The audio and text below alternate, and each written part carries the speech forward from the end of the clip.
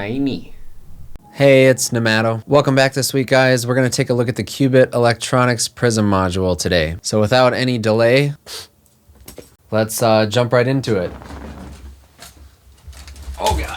So I have this module down in my interface rack. I've talked a little bit about this in previous videos, how I've configured this rack more for audio processing. Basically, it's a combination of modules where I can process audio with distortions, delays, bit crusher effects, etc., and also a bunch of sample manipulation with the morphogene, and even do some parallel processing with these effects. However, for this video, we are just focusing on the Qu-Bit Electronix Prism module. So this really is not meant to be a tutorial of how each of the parameters of this module function, but rather to show how I use it for my music. This is an awesome module for this application because it is a multi-dimensional effects unit. Multi-dimensional. Which for its size means I can get a lot of creative effects in this relatively small tip-top audio rail system. To show off what this module is capable of, I used a bunch of the sections from the song I made in episode 2 of the randomized Eurorack sessions. So to start off, the drums from that song sound like this.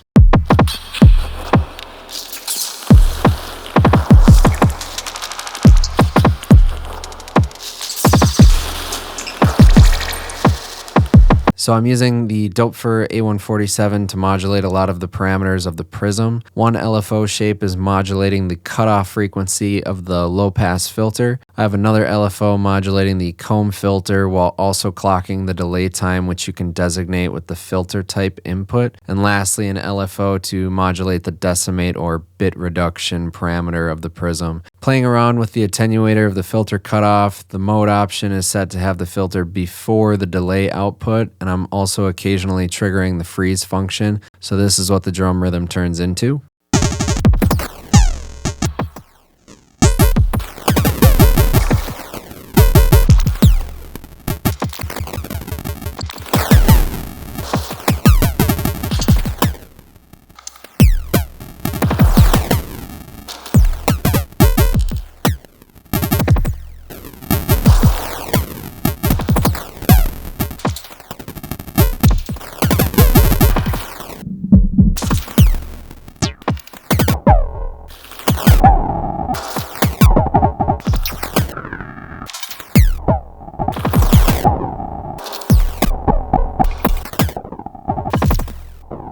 Next, using the same drum pattern, I'm creating more of a bass line out of it. So removing the clocked delay input and speeding up the delay time parameter, the incoming audio starts to modulate quick enough to produce a pitch, which you can control by adjusting the time knob. I will also switch the position of the low-pass filter from being before the delay parameter to after about halfway through, which will let a lot more of the high frequencies through.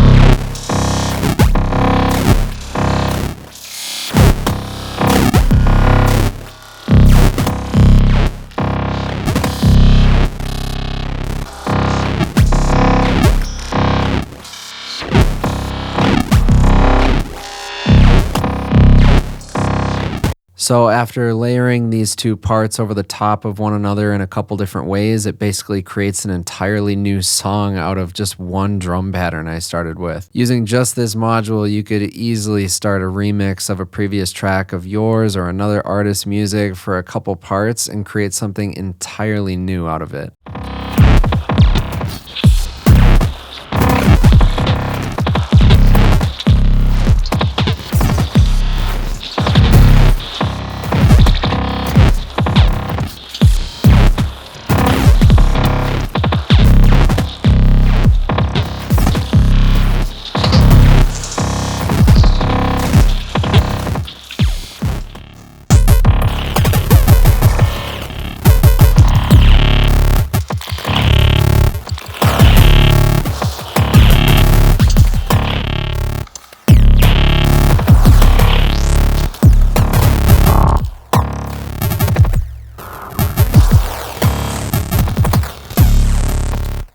lastly, I wanted to demonstrate some of these multidimensional effects on something other than drums. So here's the pads and bass from the same song.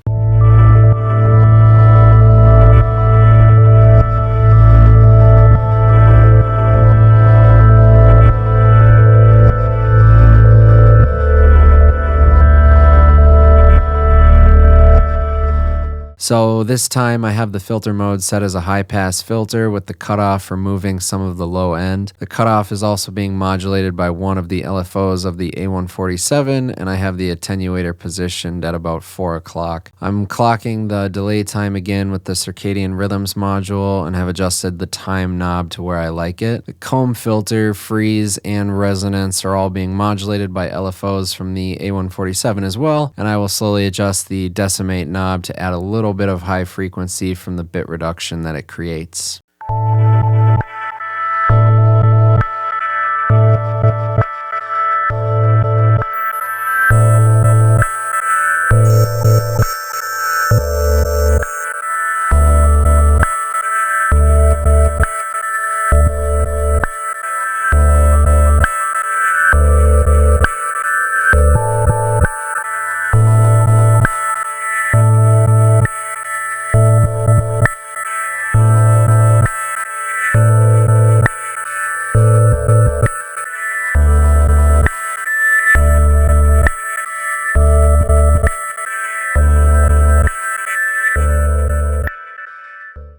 All right, guys, thanks as always for tuning in. Let me know down in the comments how you go about using this module, if you own it, what you like, what you don't like about it. And don't forget to subscribe to the channel on your way out of here. I will see you guys in the next video.